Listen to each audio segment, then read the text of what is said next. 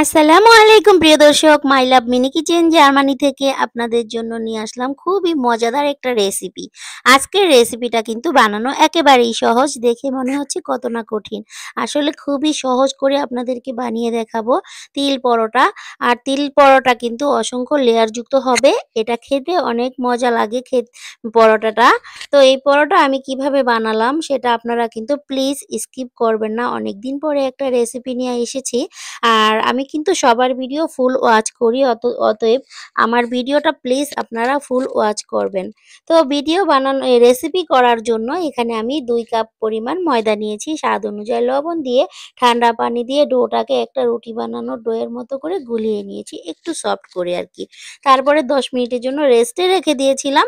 এটাকে এখন আমি জাস্ট 2টা টুকরো করে নিব, যতটুকু পরিমাণ পরোটাটা বানাবো ওই আন্দাজ করে একটু বড় করেই নিচ্ছি। আমরা যে মোগলাই পরোটা বানাই যেরকম বড় সাইজ করে, ঠিক ঐরকম একটু বড় সাইজ করেই এইটা কেটে নিলাম আরকি।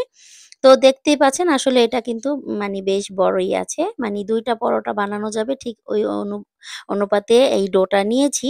তো এখন এটাকে আমি লম্বা করে একটা রুটি বানিয়ে নিয়েছি। দেখুন রুটির মধ্যে এখন তেল ছিটিয়ে দিয়েছি। দিয়ে তেলটাকে এখন হাত দিয়ে এভাবে করে সম্পূর্ণ পুরো রুটির মধ্যে ভরিয়ে নিব। তারপরে যখন পুরো রুটির মধ্যে এই তেলটা ভরানো হয়ে যাবে, এর উপরে আমি ময়দা ছিটিয়ে দিব। ময়দাটা এমনভাবে ছিটাবো যাতে প্রতিটা মানে সব জায়গাতেই ছড়িয়ে পড়ে এভাবে করে। তো ময়দাটা যখন ছড়ানো হয়ে যাবে তারপরে এটাকে আমরা একটু কেটে নিব। তো আমি আরকি ৪ টুকরা করব। তো এইজন্য নিচে ৪ টুকরা করব, উপরেও ৪ টুকরা করব। এভাবে করে কেটে নিব আরকি। তো এখন এটাকে এই যে দেখুন এভাবে করে আমি কেটে নিচ্ছি। এভাবে করে কেটে নিতে হবে যাতে নিচের সাইডে যেই বরাবর হবে, উপরের সাইডেও ঐরকম বরাবর হবে।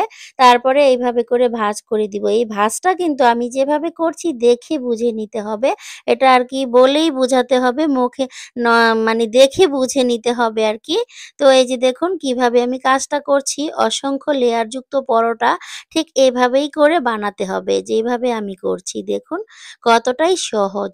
তো এভাবে করে যখন দেখবেন একটু ছোট বড় আছে টেনে নিলেই হয়ে যাবে। যেহেতু আমরা অনেক সফট করে গুলিয়েছি ডোটা, সেজন্য কিন্তু টানলেই বলে যাবে এরকম অবস্থা। তো তারপরে এভাবে একটু চেপে, চেপে দিচ্ছি যাতে করে যখন আমরা ভাজবো যাতে সুন্দরভাবে ফুলে যায়। এখন লাস্টের যে অংশটুকু সেটাকে এভাবে করে তুলে এনে জাস্ট উল্টিয়ে নিব। উল্টিয়ে নিয়ে তারপরে আবার এই পাশটা একটু টেনে জাস্ট উপরে তুলে নিব। এইভাবে করে উপরে তুলে নিয়ে জাস্ট আবারও সাইডগুলোকে একটু আলতো হাতে চেপে দিচ্ছি, যাতে করে সুন্দরভাবে মুখগুলো বন্ধ হয়ে যায় আরকি। তো এই যে এভাবে করে, করে নিলাম দেখুন খুবই সহজ এই পরোটা বানানো। তারপরে এই যে এখন কিন্তু অসংখ্য লেয়ারযুক্ত হবে এই পরোটাটা।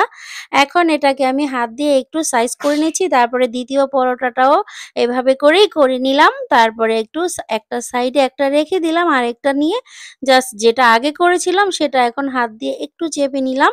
তাতে করে সুন্দরভাবে আরকি উম মানে নড়াচড়া করবে না। সুন্দরভাবে প্রতিটা লেয়ার একসাথে বসে গেল আরকি। তারপরে একটু ময়দা ছড়িয়ে দিয়ে বেলনির সাহায্যে একটু আলতো হাতে বেলে নিব। খুব জোরে চাপাচাপি করা যাবে না।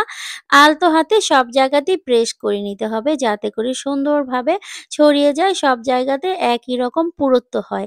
ঠিক এরকম করেই বেলে নিতে হবে আরকি। তো এটা কিন্তু খুবই সাবধানে করতে হবে। অনেক তাড়াতাড়ি করতে গেলে বা খুব বেশি চাপাচাপি করলে কিন্তু ভিতর থেকে মানে যে হাওয়াটা বের হয়ে যাবে, দেখতে পাচ্ছেন একটু হাওয়ার মতো ক্রিয়েট হয়েছে, এটা কিন্তু বেরিয়ে যাবে।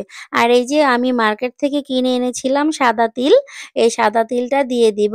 আর এখন একটু পানি নিয়ে জাস্ট পানিটাকে রুটির গায়ে এভাবে করে লাগিয়ে দিচ্ছি। এতে করে তিলটা যখন আমরা দিব, তিলটা এখানে সুন্দরভাবে লেগে থাকবে। তিলটা কিন্তু পড়ে যাবে না।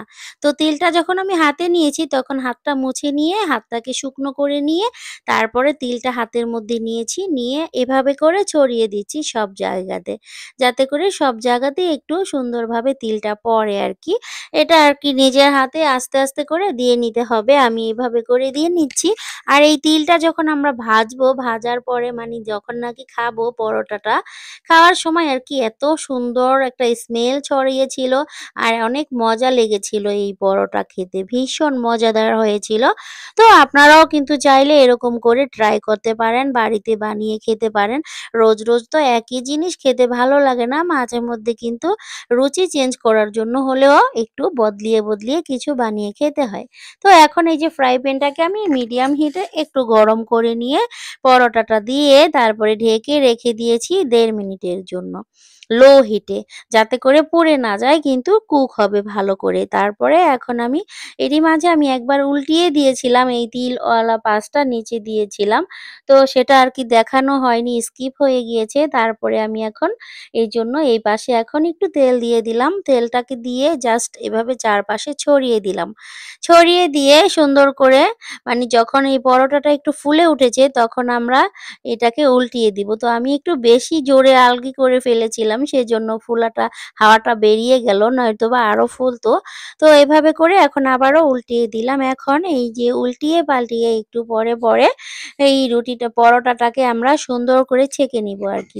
যেভাবে আমরা নরমালি পরোটা ভাজি ঠিক ঐরকমই কিন্তু একটু ভারী সেজন্য কিন্তু লো হিটে মানে মিডিয়াম হিটের থেকেও একটু কমিয়ে নিতে হবে চুলার জালটাকে। তারপরে এভাবে রেখে দিলে কিন্তু এরকম সুন্দর একটা কালার আসবে, পুড়ে যাবে না। তো দেখুন কত সুন্দর একটা কালার এসেছে আর আমার পরোটাটা হয়ে গিয়েছে। এখন দ্বিতীয় পরোটাটা আবার আমি ভেজে নিচ্ছি। তো এই যে আবারও ওই ফ্রাই প্যানে বসিয়ে দিলাম। এটা আর ভাজার জন্য অপেক্ষা করব না। আগে যেটা ভেজেছিলাম সেটা আপনাদেরকে একটু দেখাচ্ছি কেটে ভিতরটা আসলে কত সুন্দর হয়েছে। এই যে দেখুন এখন আমি একটা নাইফের সাহায্যে কেটে নিচ্ছি। জাস্ট মাঝখানে একটা টুকরো করে আর এই পাশ দিয়ে আরেকটা টুকরো করে নিলাম। জাস্ট ৪ টা টুকরো করে নিব। তো এখন এই যে এই পরোটাটা আপনাদেরকে দেখাচ্ছি কতটা সুন্দর হয়েছে। আর পরোটাটা আসলে অনেক গরম। ধরে রাখা যাচ্ছিল না। একটু তাড়াহুড়া করেছিলাম যাতে সকালবেলা নাস্তা খাবে বানিয়েছি তাড়াতাড়ি করে।